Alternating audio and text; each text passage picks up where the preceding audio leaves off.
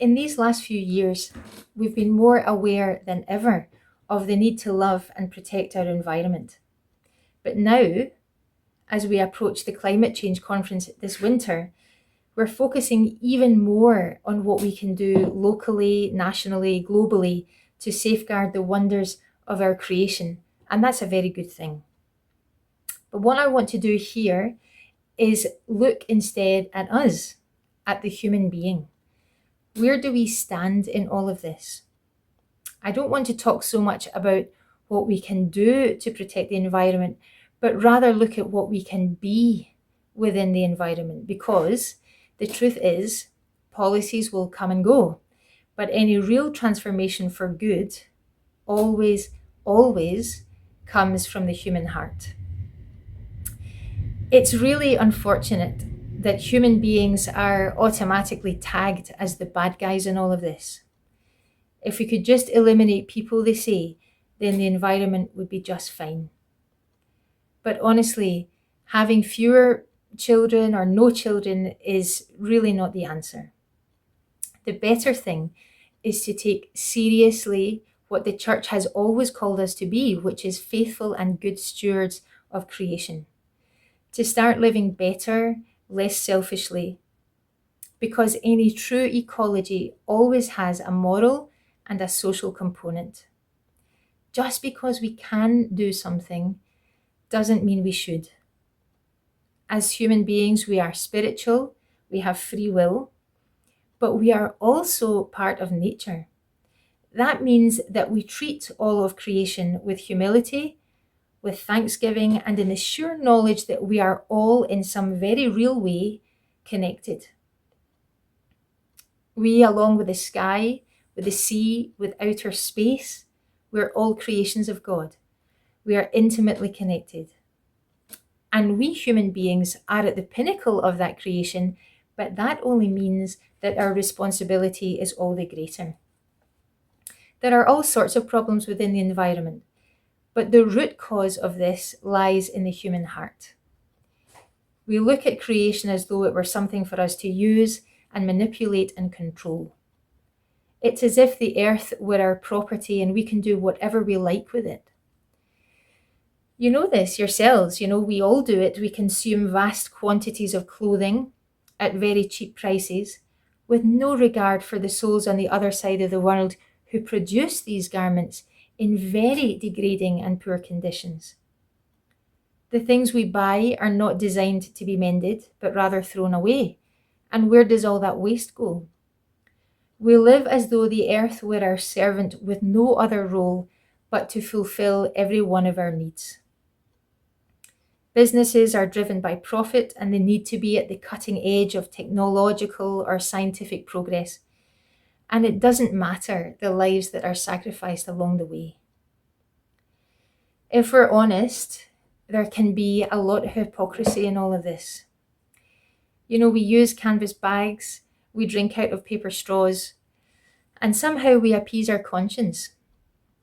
But our consumer lifestyle continues to change the climate. That in turn affects animals and plants, which migrate to more favourable climes. And that in turn has a knock-on effect on vast swathes of people who are forced through sheer poverty to flee their homeland. We have many refugees with us here, but these particular refugees, people who are forced to flee in those circumstances, are not recognised by international conventions as refugees. It's not, honestly, that we need fewer people. What we need to do is to end what Pope Francis calls the extreme and selective consumerism of the few, to the detriment of the many. We have to ask ourselves in all honesty, is all technological advancement actual progress? I find it very striking that schools in the so-called Silicon Valley refuse to allow pupils to use mobile phones and tablets until they are 14. Can you imagine that? Why do they do that? Because they, of all people, know that the human fallout is enormous. Pope Francis speaks of a kind of mental pollution that sacrifices real wisdom, deep thinking, generous loving for information overload, sound bites, the ability to pick up friends and drop them with a single click. People speak of friends, but there's no depth to the friendship. Social media is causing more isolation and more anxiety than we are prepared to admit. When it comes to science and technology, our entire attitude is, if it's doable, let's do it, regardless of the consequences. And there's a lot of good in technology, there's a lot of good in all of this, but the problem is we are using it for ill a lot of the time.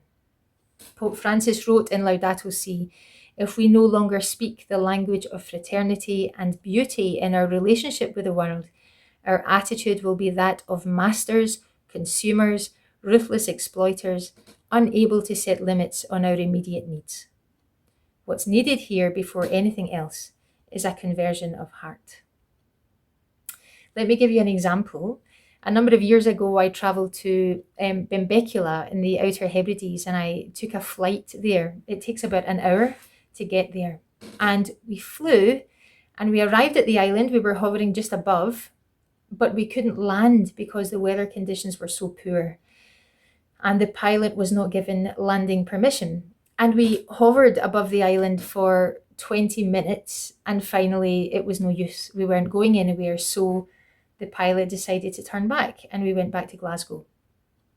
And he announced that we were doing this, and nobody on that flight, most of whom were from the Outer Hebrides or people who flew frequently to the Outer Hebrides, nobody batted an eyelid. Nobody made a cheep of complaint. And I found that amazing. These people are totally accustomed to the idea that there are forces beyond our control that stop us doing the things we want to do. We all had plans on that plane, for sure. We all had business to attend to of one type or another, but it was kiboshed by the weather. And COVID, of course, has given us all a brilliant example of that. Many things we've wanted to do, and many heartbreaking situations have arisen from the isolation of COVID. We have been forced to do things we never expected because of forces beyond our control. And what I'm saying is, I'm not saying COVID is a good thing, but to be in a situation where we're forced to actually hold back because we just can't is not such a bad thing for us. Sometimes we are faced with something that makes us know our own weakness, our own smallness, our own dependence, and that is not a bad thing. We cannot always have what we want, and that's a good lesson to learn. And that is the attitude that I think has to underpin everything we do when we're talking about environment and green issues and this conference. COP26 is a call for us to not only change our living habits, but also our thinking habits. And we can do that. Human beings have the potential for real greatness. We can really turn this situation around. So let us turn to God now, Lord of all creation, to place our hearts before Him and allow Him to transform us from within. We quieten our hearts and minds now and take a few deep breaths. We ask God to make His presence known around us, within us. We begin by thanking God for the wonders of His creation, for the wonder of our being and all the beautiful elements of nature that He has given us to enjoy. Everything around us is an expression of His love and care for us, His power and majesty, the genius of His mind.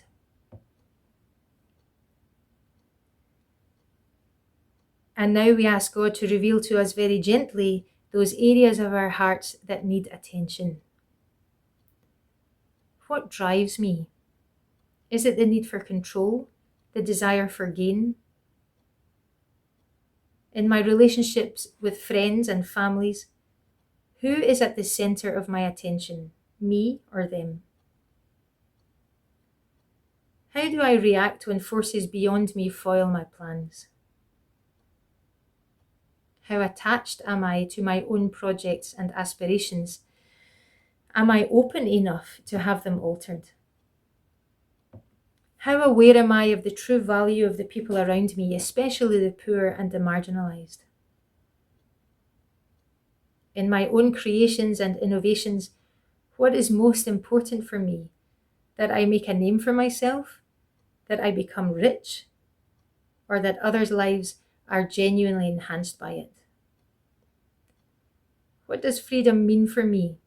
Freedom to give or freedom to consume? Pope Francis says that the more self-centered and self-enclosed we are, the greedier we become.